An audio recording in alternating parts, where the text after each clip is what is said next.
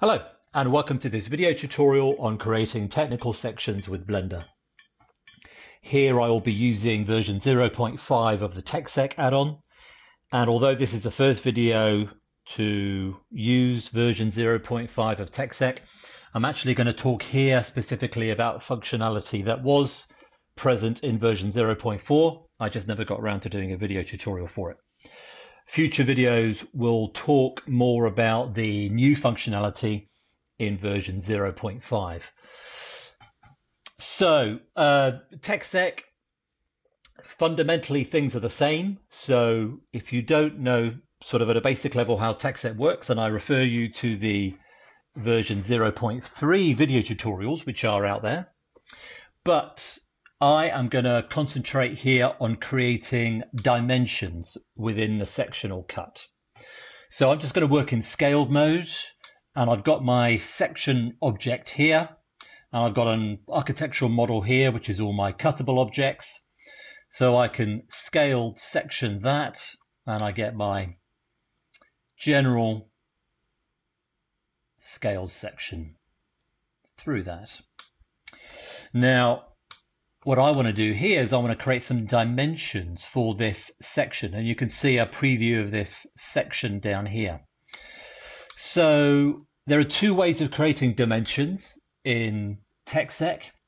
The first one is, instead of having an object which is a section cutter or a cuttable geometry, I can have an object which is dedicated as a dimension object. So if I come over to my object panel within my little TechSec section, I've got cuttable section and I've got dimension. So if I just turn that on, I will see now that I've got circle, or I've got a dimension type menu, and I can have diagonal, circle and arrow, and I've got a line thickness and a line offset. So if I just scale that, and if I come to top view, I might turn that around a little bit just to see it a bit better. So we can see now that where that object sat, and I had put that object just in the same place as the external surface of my wall, where I put that object, I've now got a dimension.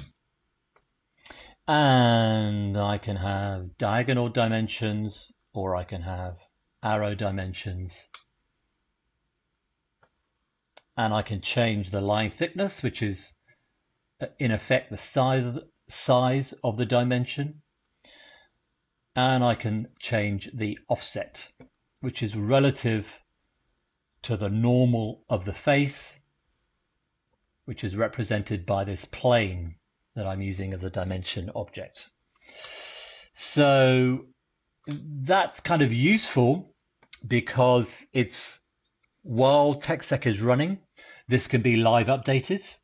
So that can be very useful, but it does mean that every time you change your geometry, you have to change this additional object geometry as well to match up with the geometry of your model that you want to be dimensioned. And I should say that this dimension object can be hidden, and the dimension will still show. So that is one way. There is also another way, which has pros and cons. So if I pick now a piece of my cuttable geometry, so let's take this external wall, and I come into edit mode. If I pick a face of that geometry and I come into my object data panel, there's a little TechSec section here as well. And if I click enable dimension and then save dimension, then a dimension has been associated with that face.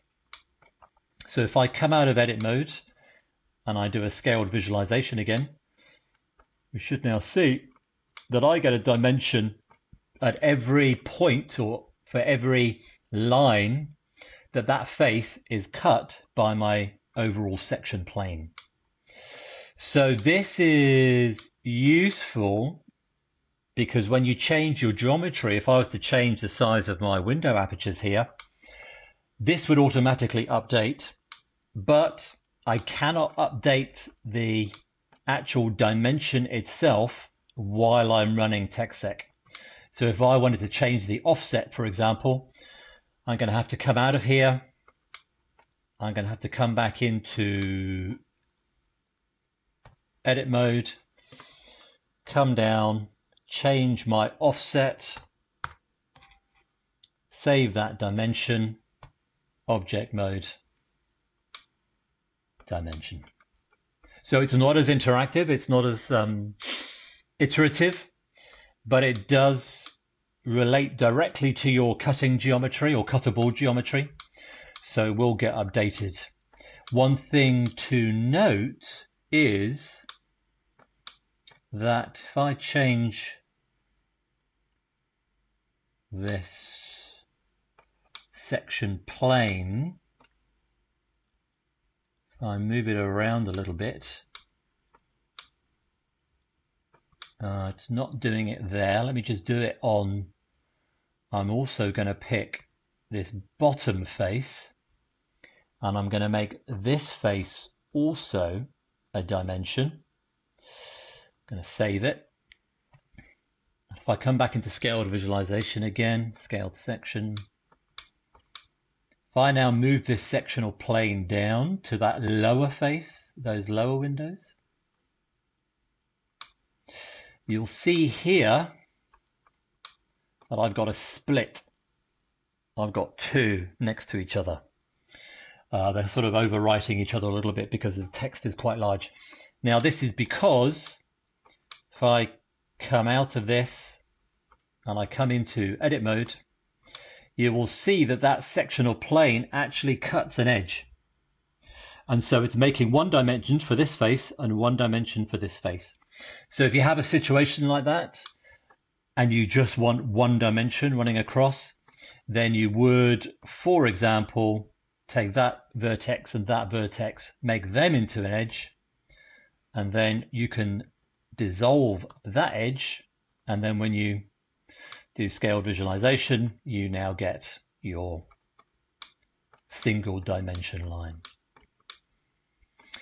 So these will appear in your PNG preview that you get within Blender's image editor, and they will also appear within the final SVG, which is cut when you cancel out of modal TechSec mode.